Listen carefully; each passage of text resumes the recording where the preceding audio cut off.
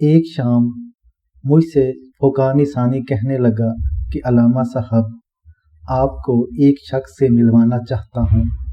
وہ شخص وہ ہے جو انسان ہے، لیکن بے شمار جنات کا اس سے بہت تعلق ہے، اور بے شمار جنات اس نے قابو نہیں کیے۔ جنات خود اس کے دوست ہیں۔ جس طرح جنات آپ کے دوست ہیں، اسی طرح جنات اس کے بھی دوست ہیں۔ مجھے اچھا لگا۔ اس وقت کے لمحات زندگی کی ذمہ داریاں مجھے نکلنے پر مجبور نہ کر رہی تھیں، لیکن فوقانی ثانی کا اصرار بڑھ رہا تھا۔ میں اس کے اصرار کو سنتے سنتے آخر کار ایک رات ہم نکلے۔ میں نے حاجی صاحب کو سواری کا عرض کیا، کیونکہ وہ صاحب جن کے تابع جنات تھے وہ دور کسی شہر میں رہتے تھے۔ سواری میں نے منگوائی۔ جب سواری آئی تو ہم سواری میں بیٹھے۔ میں نے اپنے ساتھ کچھ میرے ساتھ تعلق رکھنے والے غریب انسان ہیں، ان کا میں نے حصار کیا۔ وہ 3 لوگ تھے۔ ان کا حصار کر کے میں چیل نما سواری میں بیٹھا تاکہ وہ خوف زدہ نہ ہوں، ڈرے نہ۔ یہ پہلی دفعہ ہوا کہ میں ان 3 انسانوں کو اپنے ساتھ میں نے اس چیل نما اور گدھ نما سواری میں بیٹھنے کا موقع دیا۔ میرے اس کالم کے پڑھنے کے بعد شاید بے شمار لوگ مجھ سے اصرار کریں کہ کبھی ہمیں بھی اس جناتی سفر میں ساتھ لے کر جائیں، لیکن لوگوں کے حوصلے بہت تھوڑے ہیں، اس لیے میں نے مناسب نہیں سمجھتا۔ سال ہر سال سے یہ 3 حضرات کیونکہ میرے بہت قریب ہیں، اس لیے میں ان 3 حضرات کو ساتھ لے کر چلتا ہوں۔ ان کا میں نے حصار کر لیا تھا۔ ان کو گدھ نما سواری میں بٹھایا اور ہم نے سفر کیا۔ تھوڑی ہی دیر میں ہم کوئٹہ سے دور خشک پہاڑوں کے دامن میں ایک چھوٹی سی بستی میں پہنچے اور وہاں اس انسان کے سامنے بیٹھے تھے۔ میں نے کچھ ہدیے اور تحائف بھی لیے۔ وہ ایک گاؤں کا رہنے والا، ڈیوڑی زبان بولنے والا ایک شخص تھا، جو واقعی ایک نیک اور صالح فرد تھا۔ وہ ان پڑھ شخص تھا، پڑھا ہوا نہیں تھا، لیکن اس کی زندگی میں نے خلوص، سچائی اور وفا دیکھی، اور اس کی زندگی میں نے سچا انداز دیکھا۔ میں جب اس کے سامنے بیٹھا تو اس نے بڑھ کر میرا استقبال کیا، بہت پیار سے ملا۔ اس کے ملنے کا انداز بتا رہا تھا کہ اس میں روحانیت بھی ہے، اس میں نورانیت بھی ہے، اور اس میں سچائی بھی ہے۔ میں اس سے باتیں کرنے لگا۔ باتوں ہی باتوں میں اس سے پوچھا، فوقانی ثانی نے آپ کا تذکرہ کیا۔ فوقانی ثانی کا اس سے بھی تعلق تھا۔ سنا ہے کہ آپ کے دوست جنات بہت ہیں، مجھ سے کہنے لگے۔ وہ شخص جو زبان بولتا تھا کچھ اردو میں مجھ سے بات کر کے کہنے لگا کہ آپ سے زیادہ جنات تو میرے پاس نہیں ہیں، میرے پاس تو صرف 11 جنات ہیں، آپ کے پاس تو لاکھوں سے زیادہ جنات ہیں۔ اور میں نے کہا پھر بھی ہے تو صحیح۔ میں نے اس سے کہا آپ ان 11 جنات سے کیا کام لیتے ہیں، اور یہ 11 جنات آپ نے کیسے قابو کیے؟ کہنے لگے میں نے قابو نہیں کیے، اور یہ خود بخود میرے دوست بنے، اور یہ میرے ایک عمل کی وجہ سے بنے۔ عمل پوچھا، عمل تو بتائیں۔ تو کہا میری 3 بیویاں ہیں۔ میرے والد کی بھی 2 بیویاں تھیں۔ میرے والد دوسری شادی کے کچھ ہی سال بعد فوت ہو گئے۔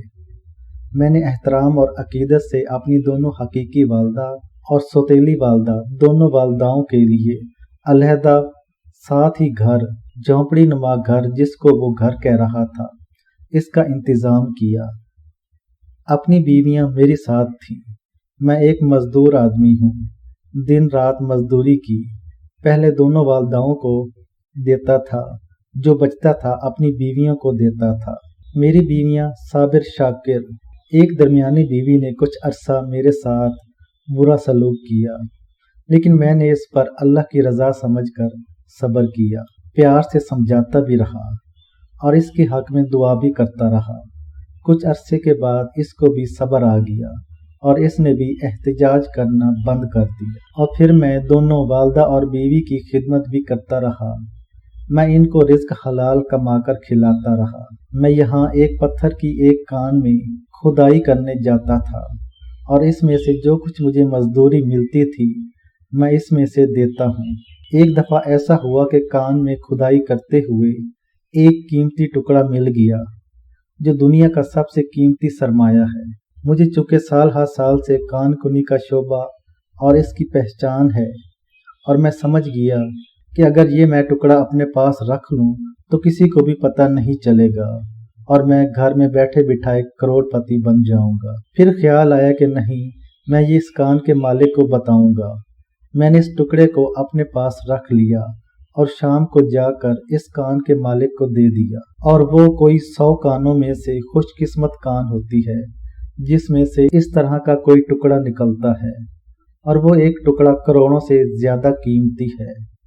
اس کان کے مالک نے دیکھا، ایک دم اچھل پڑا اور حیران ہوا اور اٹھ کر کھڑا ہو کر میرا ماتھا چومنے لگا، حالانکہ میں گرد آلود تھا۔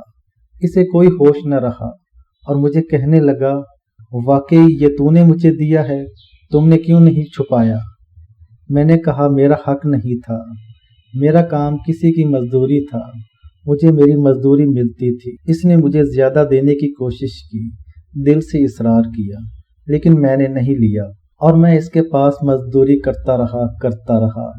ایک دفعہ میں آ رہا تھا تو راستے میں ایک بوڑھا بزرگ ملا۔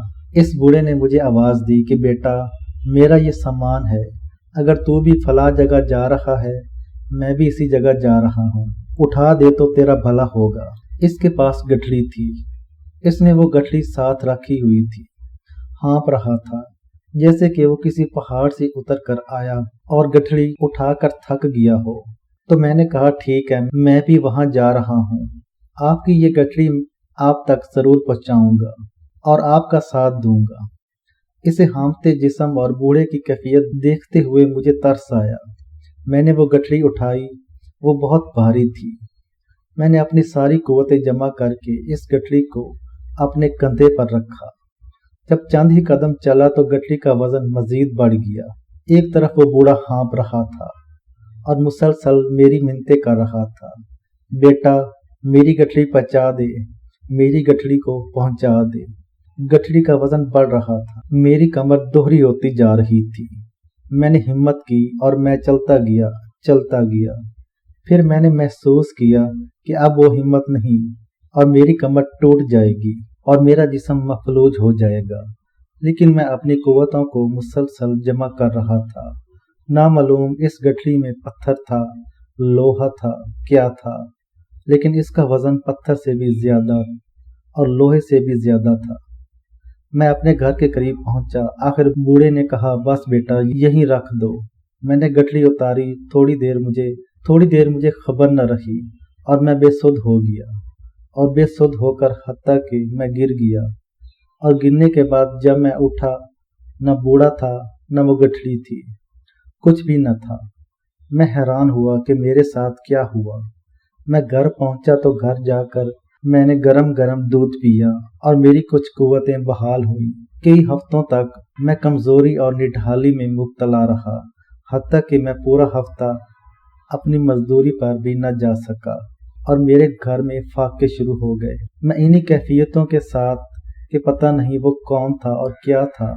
چند ہی ہفتوں کے بعد انہونے واقعات ہونا شروع ہو گئے۔ مثلاً اگر میں گھر سے نکلتا اور مجھے غنودگی سی ہوتی اور میں محسوس کرتا کان کے دہانے پر ہوتا، کسی نے پہنچایا، کیسے پہنچایا مجھے خبر نہیں۔ پھر کچھ اور واقعات شروع ہوئے کہ میں پتھروں کو توڑنے کی کوشش کرتا اور تھوڑی سی محنت پر زیادہ توڑ لیتا، جبکہ میرے ساتھ والے جتنی محنت کرتے اتنا توڑتے تھے۔ وہ حیران ہوتے کہ تجھے کیا ہو گیا، پہلے بھی تو ہماری طرح تھا، اب تیرے اندر یہ ترقی کیسے ہو گئی؟ میں سوچتا رہا کہ یہ کیا ہوا۔ آخر میرے کام خود بخود ہونا شروع ہو گئے اور میرے گھر میں رزق کی برکت ہونا شروع ہو گئی، حتیٰ کہ میرے کچھ جانور تھے، ان کا گھاس کٹا ہوا ان کے سامنے پڑا ہوتا تھا۔ کون جنگل سے کاٹ کر لاتا تھا مجھے علم نہیں۔ میں نے ایک دفعہ رات کو سوتے سوتے اللہ سے باتیں کرنے لگا، اللہ یہ راز میرے اوپر کھول دے، یہ کون لوگ ہیں جن کا مجھے علم نہیں، لیکن تیرے علم میں یہ کون لوگ ہیں جنہوں نے مجھے آج تک دیکھا نہیں اور میں انہیں نہیں دیکھ سکتا۔ یا اللہ تیری مدد فرشتوں کی ہے، جنات کی ہے یا غیبی مدد ہے، مجھے پتہ نہیں۔ میری ایسی کون سی نیکی ہے اس کے بارے میں نہیں جانتا، اس کے بارے میں بتا دے۔ میں رات کو دعا مانگتے مانگتے سو گیا۔ میں نے خواب میں دیکھا اس میں 11 لوگ ہیں جو کہہ رہے ہیں تیری والداؤں کی خدمت اور بیویوں کے ساتھ خدمت اور تینوں کے ساتھ انصاف اللہ کو بہت پسند آیا ہے۔ پھر تو نے وہ خیانت نہیں کی اور وہ قیمتی حصہ کان کا تو نے مالک کو پہنچایا۔ اللہ کو یہ ادا بہت پسند آئی۔ اللہ نے ہم نیک جنات کی ذمہ داری لگائی ہے، ہم تیری خدمت کریں گے اور ہم تیرے دوست بنے، تیرا ساتھ دیں گے۔ بس ہم نے کہا ہم تجھے کرنے سے پہلے آزمائیں گے اور ایک مشقت دلائیں گے۔ اور پھر جو بوڑھا بول رہا تھا، میں انسانی بولی کی شکل میں فلاں دن تیرے سامنے آیا تھا اور میں نے بہت بھاری پتھر جمع کیے تھے، دنیا کے وزن کے اعتبار سے بھاری اور حجم کے اعتبار سے تھوڑے تھے، گٹھڑی باندھی ہوئی تھی۔ اگر اس دن تو گٹھڑی پھینک دیتا اور تو میری بات نہ مانتا تو ہم تو اسے دور ہو جاتے، اور یہ اللہ نے شرط رکھی تھی، لہٰذا تو نے صبر کیا اور خدمت کو نہ چھوڑا۔ آج ہم تیرے دوست ہیں، تیرا ساتھ دیں گے، تجھ سے پیار ہے، تجھ سے محبت ہے اور تیرے ساتھ انصاف کریں گے اور ہم تیرا کام کریں گے، اور تو نہیں بھی چاہے گا تو مسلسل تیرا کام ہم کرتے رہیں گے اور تیری خدمت ہم کرتے رہیں گے۔ میں حیرت سے اس کی بات سن رہا تھا، اس ڈیوڑی زبان بولنے والے گاؤں کے رہنے والے کی، اور فوقانی ثانی بھی یہ بات سن رہا تھا، اور مجھے ایک بات کی حیرت ہوئی کہ اس کی اس بات کے اندر کتنا وزن ہے، کتنی سچائی ہے۔ اور واقعی سچائی تھی اور واقعی وزن تھا، اور وہ اپنی باتیں کیے جا رہا تھا اور میں اس کی باتیں سنے جا رہا تھا۔ اسی دوران بکریوں کا دودھ لائے، ہم نے بکریوں کا دودھ پیا۔ اس دودھ میں لذت بھی بہت لاجواب تھی۔ مجھے احساس ہوا بکری کا دودھ تو پہلے بھی پیا، لیکن اس دودھ کی لذت دراصل اس لیے ہے کہ اس میں رزق حلال ہے، اس میں طیب طاہر رزق ہے، اس میں رزق ایسا نہیں جس میں خیانت ہو اور اس میں امانت نہ ہو۔ میں یہی سوچ ہی رہا تھا کہ اس کی طرف سے مجھے ایک آواز سنائی دی، فرمانے لگے آپ تشریف لائے ہیں، ہم غریب لوگ ہیں، یہ ہمارے علاقے کا کڑاہی کیا ہوا تکیہ ہے، چھوٹا سا اس کو استعمال کریں۔ میں نے لے لیا، چوما آنکھوں سے لگایا کیونکہ اس میں خلوص سچائی تھی۔ وہ لے کر میں نے ان سے واپسی کی اجازت چاہی۔ واپسی کی اجازت چاہتے ہوئے میں نے ان سے پوچھا آپ کا کوئی خاص ورد، آپ کا کوئی خاص وظیفہ؟ فرمانے لگے بس میں نے جو کچھ پایا ہے درود پاک سے پایا ہے، جو کچھ پایا ہے ماں باپ اور بیویوں کی خدمت اور ان کے درمیان انصاف سے پایا ہے، اور جو کچھ پایا ہے میں نے رزق حلال اور امانت داری سے پایا ہے۔ میں ان کی نصیحتیں سن کر بہت حیران ہوا۔ ہم نے واپسی کا ارادہ کیا۔ اس سے واپس ہو کر ہم کچھ دیر پیدل چلے، پھر سواری کی طرف بڑھے۔ وہ گدنما سواری ہمارا انتظار کر رہی تھی۔ یہ سارا منظر اور یہ ساری باتیں میرے ساتھ جو 3 انسان تھے وہ بھی دیکھ رہے، وہ بھی حیرت میں مبتلا تھے، لیکن میں نے ان سے ایک وعدہ لیا کہ کبھی اس کا تذکرہ کسی سے نہ کریں، بس موت تک بھی اس کا تذکرہ نہ کریں کہ آپ کبھی علامہ صاحب کے ساتھ اس طرح گدنما سواری میں سوار ہوئے۔ اور پھر کوئٹہ کے آگے ایک گاؤں میں پہاڑوں کے درمیان ہم گئے اور اس شخص کی داستان سنی اور اس شخص کے کمالات دیکھے۔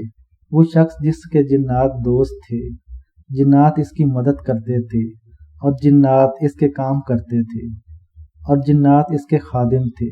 ان لوگوں نے وعدہ کیا اور ابھی تک وہ اس وعدے پر قائم ہیں، اور انشاءاللہ زندگی تک وہ قائم و دائم رہیں گے، کیونکہ کائنات کے راز ہوتے ہیں اور بعض رازوں کا توڑ دینا بہت ہی زیادہ نقصان دہ ہوتا ہے۔ فوقانی ثانی جن جب واپس میرے گھر میرے ساتھ پہنچا، میں نے اس سے پوچھا تیرے پاس اتنی معلومات کہاں سے آ رہی اور اتنی معلومات کیسے رکھتا ہے؟ تو اس نے کہا میرے پاس یہ معلومات، میرا سب کچھ اس لیے ہے کہ میری طبیعت میں پھرتا رہتا ہوں، फिर मैं मजदूरी भी करता हूँ, बच्चों के लिए रिस्क हलाल भी कमाता हूँ। कोई चीज़ इधर से ली उधर बेच दी, उधर से ली उधर बेच दी, इसी तरह नफ़ा कमा लिया। बस इसी फिरने से मैं अपनी ज़िंदगी के दिन रात गुजारता हूँ और मैं बहुत ज़्यादा इसको अपने लिए बेहतरीन समझता हूँ। मैंने फ़ुकानी सानी जिन को कहा, कोई और वाक़या तजर्बा सुनाओ जिसको ज़िंदगी में बहुत अनोखा पाया हो।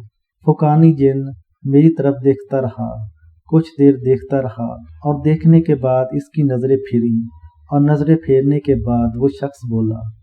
इसने कहा, हाँ मैं एक वाक़या सुनाता हूँ और वो वाक़या भी इंसानों का है, जिन्नात का नहीं है। मैं अपने कारोबार में एक सफ़र कर रहा था। मुझे पता चला कि वहाँ एक चीज़ है जो इतने दामों मिल जाए और फलां जगह इसकी मांग है और फलां जगह इसको ले जाकर अच्छे दामों बेच दूंगा और मेरा महीना अच्छा गुजर जाएगा। मैं वहाँ गया। सफ़र करते हुए तो मैंने एक बेवा को देखा जिसकी शादी के चंद साल बाद इसका खाविंद फौत हो चुका था और बहुत हसीन और जमील खूबसूरत एक लड़की थी जिसके 2 बच्चे थे। एक बच्चा 1.5 साल का था और एक बच्चा चंद माह का था। लेकिन इसके साथ मसला ये था कि इसका एक छोटा देवर इसको बहुत ज़्यादा अपने नज़रों में रखे हुए था और इस देवर ने कोशिश की थी कि किसी तरह इसको अपनी ज़िंदगी में समोले। एक तरफ इसके शौहर की जुदाई का गम, दूसरी ससुराल का रवैया जो पहले से बेहतर था, अब रवैया इससे नारवा हो गया। इसी कैफियत के साथ ज़िंदगी गुजार रही थी कि इसके छोटे देवर ने इस पर हमले करना शुरू कर दिए। कभी तन्हाई में होती तो वहां पहुंच जाता और छेड़छाड़ करने की कोशिश करता। वो आंसू बहाकर दुबक जाती और बाज़ औक़ात अपने बच्चे को सीने से लगा लेती और फिर तन्हाइयों में बैठ कर रोती और अपने शौहर को पुकार पुकार कर कहती कि महमूद, महमूद मुझे कहाँ छोड़कर चला गया। महमूद, तूने मेरी ज़िंदगी बसाई थी, तूने मुझे हलाल की राहें दिखाई थी। महमूद, अब तेरा भाई मुझे हराम के रस्तों की तरफ बुला रहा है। महमूद, आज आ, मुझे आकर आंचल दे। मेरी चादर हया की नोचने की कोशिश की जा रही है। मेरी हया की चादर को तो संभाल ले। महमूद, आ जाओ, मैं तेरे बगैर अधूरी हूँ। फिर आसमान की तरफ देख कर कहती, मौला तेरी तकदीर पर राज़ी हूँ, तकदीर पर राज़ी हूँ। महमूद, अब नहीं आ सकता। तू मौला मुझे महमूद के पास पहुँचा दे, लेकिन मेरे बच्चों का क्या होगा? मेरे बच्चों को कौन संभालेगा? मौला तू कुछ कर दे। फुकानी सानी ये बातें करते हुए रो रहा और इसकी आंखों में आंसू थे। तो मुझे भी रोना आ गया। वाकई इसकी बातें ऐसी थी और मेरी आंसू भी न रुक सके। मैं इन आंसुओं के साथ इसकी बातें सुन रहा था। फुकानी सानी कहने लगा कि मैं एक दफ़ा गुजरा जा रहा था तो इस बेवा को देखा। दिल की आवाज़ें सुनी और इसकी सिसकियाँ, और दिल की आवाज़ों से मुझे महसूस हुआ कि ये बहुत दुखी है, इसकी मदद करनी चाहिए। फुकानी सानी ने कहा कि मुझे इंसानों और जिन्नात की मदद करके दिली खुशी होती है। मुझे इनका साथ देकर एक दिल का सुकून मिलता है। मुझे इनके दुख दर्द में राहें दिखाकर मुझे एक एहसास होता है। फिर मेरा हाथ थाम कर कहने लगा, इलामा साहब, मुझे आपसे मोहब्बत इसलिए कि आप दुखी इंसानियत के लिए बहुत कुछ कर रहे हैं और करना चाहते हैं। आपके दिल में सच्ची तड़प है, मुझे आपकी तरफ खींच कर लाती है, इसलिए मैं आपसे मोहब्बत करता हूँ। एक तरफ मैंने इसकी जवानी देखी और फिर निज़ाम देखा, दूसरी इसकी तड़प, आंसू देखे और सिसकते ज़िंदगी देखकर एक पल में भींच गया और मुझे एहसास हुआ कि मुझे इसकी मदद करनी है, मुझे इसका साथ देना है और मुझे इसके लिए दिलो जान से कुछ करना है। मैं सोचता रहा कि मैं क्या करूं। एक जी में आया कि इसके देवर को महबूस कर दूं, तबाह कर दूं। सारी जिंदगी के लिए बिस्तर पर पड़ा रहा। फिर मैंने कहा नहीं, ये जुल्म होगा। फिर जी में आया कि इसको आंखों से अंधा कर दूं। फिर ख्याल आया नहीं, आंखों से अंधा ना करूं, ये सारी जिंदगी मफलूज हो जाएगा। फिर जी में आया कि इसकी टांग तोड़ दूं। फिर ख्याल आया कि क्यों ना मैं एक फकीर और साइल बनकर इस बेवा के सामने जाऊं और इस बेवा का गम सुनूं। फिर ये ख्याल आते ही अचानक मैंने फकीर साइल बूढ़ी औरत का रूप धारा और मैंने इसके घर के बाहर सदा लगाई, गरीब है जो दे दे, कोई ऐसा है जिसका शौहर फौत हो गया हो और इसके शौहर की यादें आ रही हों तो मैं इसके लिए दुआ कर दूं। बस शौहर का नाम सुनते ही वो अपने आंचल संभालती हुई दरवाजे के करीब आई। इसने दरवाजे के अंदर से अंदर मुझे बुलाया और कहने लगी, अम्मा तुम क्या चाहती हो? मैं भूखी हूँ, मुझे खाना खिला दो, प्यासी हूँ, पानी पिला दो, अगर पुराना कपड़ा हो तो वो दे दो, अगर कुछ भी ना हो तो मुझे कोई मुतालबा नहीं। फिर मैंने इसके चेहरे की तरफ देखा, कहने लगी, बेटी मैं मजबूर कर रही हूँ, तुम बहुत परेशान हो। बस मेरा ये कहना था कि वो फूट फूट कर रोई, कहने लगी, असल में मैं बेवा हूँ, मेरे शौहर का नाम महमूद था, अभी से गुजरे कुछ ज्यादा वक्त नहीं गुजरा था। वो मुझे रोता सिसकता हुआ छोड़कर अल्लाह के पास चला गया और इस दुनिया से रुखसत हो गया। अब मैं अपने बच्चों को संभालूं, अपनी इज्जत को संभालूं या अपने ससुराल के काम संभालूं? मैंने अनजान बनकर कहा, इज्जत से क्या मुराद?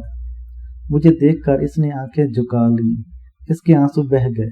मैंने इसमें अपनी बुढ़ापे की आवाज के साथ और बुरी कैफियत के साथ कहा, बेटी मैंने जिंदगी गुजारी है, मेरे भी तजर्बे हैं, क्या पता मैं तुझे कोई ऐसा तजर्बा दे जाऊं जिस तजर्बे से तेरी हिफाजत हो और तेरा काम बन जाए।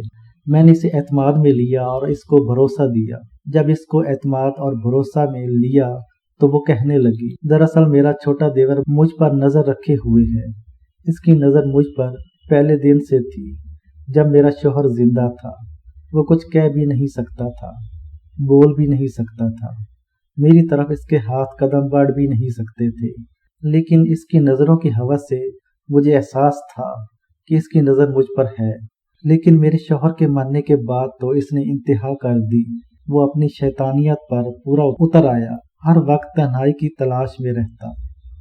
घर के किसी हिस्से में तन्हा जाऊं तो फौरन पहुंच जाता है, मुझे नोचने की कोशिश करता है। कई बार इसने मुझे पकड़ा भी है और एक मर्तबा घसीटा भी है, लेकिन मेरी चीखें सुनकर इसने मुझे छोड़ दिया। अब मैं तन्हाइयों में बैठकर रोती, नमाज और सजदों में रोती हूँ और मुसलसल आयतल कुर्सी पढ़ती हूँ और इसके शर से बचने की कोशिश करती हूँ। बस मेरा ये गम है। फिर ये गम अपने दुपट्टे से आंसू साफ करते हुए कहने लगी, अम्मा क्या तुम इस गम में मेरा साथ दे सकोगी? क्या तुम्हारे अंदर एहसास है? क्या मैं इस गम से निकल सकूंगी?